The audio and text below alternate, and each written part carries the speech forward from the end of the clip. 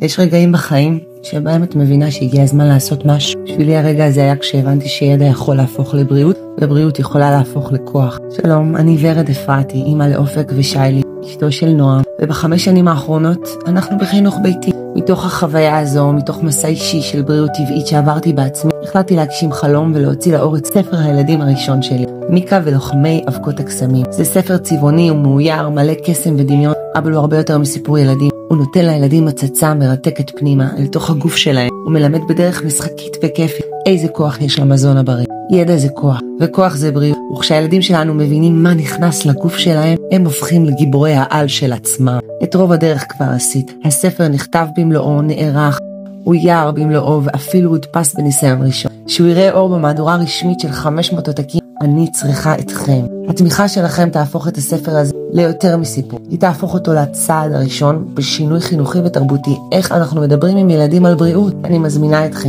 להיות חלק מהמסע. ביחד נוציא את הספר לאור, ביחד נעניק לילדים ידע, בריאות וכוח.